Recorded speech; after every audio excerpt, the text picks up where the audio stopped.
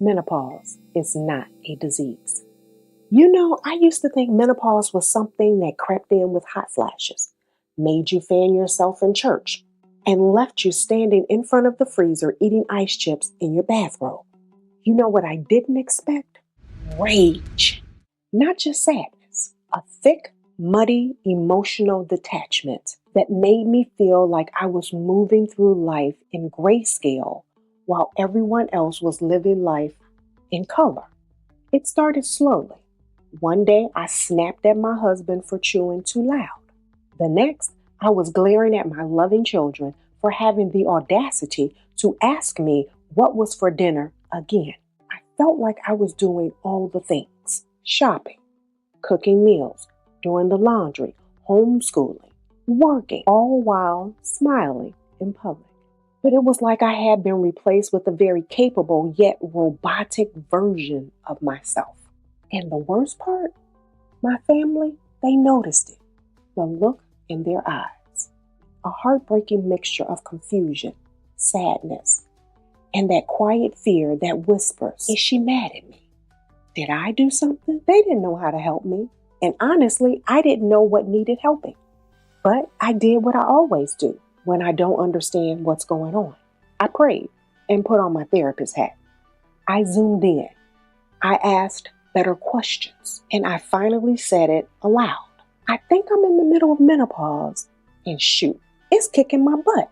Now, I had read books written by Christine Northrup years ago, back when menopause or talking about menopause publicly was a far-off concept. She had planted the seed that menopause was the beginning of this new sort of deeply more powerful phase of life. But that seed got buried under years of cultural messaging that menopause meant drying up and fading out. And let's be honest, what I was feeling, that didn't feel powerful at all. It felt like grief, like loss of my patience, libido, vitality, and sense of self. 3 months. That's how long I sat in the fall. 3 months of second guessing myself, white knuckling it through life. Then slowly I started to see patterns, and I made a decision. I would not be the victim of this transition. I would become a student of. So here's what helped me stop dreading menopause. And no, this isn't a step-by-step guide. Do this, then this, then this. That's not what this is. This is lived wisdom, tested through tears, lots of tears, and chamomile tea. Step 1, I stopped hiding from it. The turning point came during a walk with my family. I said, hey, I want to tell you what's going on with me. I'm not sharing this to burden you, but because I need your support. I am going through changes I don't fully understand. I'm trying some things. Some days it works, and other days I feel like a mess. But I don't want you to feel like I'm mad at you. I'm not. I'm just in this. Their sigh of relief, audible.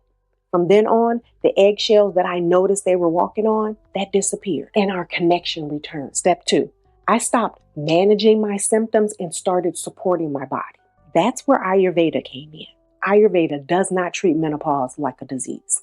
It sees menopause as a transition. They call it the Vata time of life, where things get lighter, cooler, and drier. A time where we are meant to slow things down, ground ourselves, nourish more deeply, both physically and emotionally. That small reframe changed everything for me. Instead of, say, fighting insomnia, I have learned to have and honor a wind down routine. Instead of ignoring my digestion, well, that's kind of hard since she absolutely refuses to go unacknowledged. I tune into her with empathy and give her what she needs. I resign myself from trying to fix menopause. Now I recognize that I am working with my own unique menopausal bent. Okay. Step 3, I stopped measuring myself against my past self. Listen. The past me, she was good. She could juggle the things in life better than somebody in the circus could. We are talking surviving on 4 hours of broken sleep and still be all chipper acting the next day. But that me, she's not here anymore. And the woman I'm becoming, she needs gentleness, space, and a seat at the table for who she is today, not who she used to be. So I'm giving her lots of that, gentleness and space. 6 months. That's how long it took me to find even ground. 6 months of researching, crying, testing, and retesting. And yes, I still had occasional moments of losing it over a misplaced sock.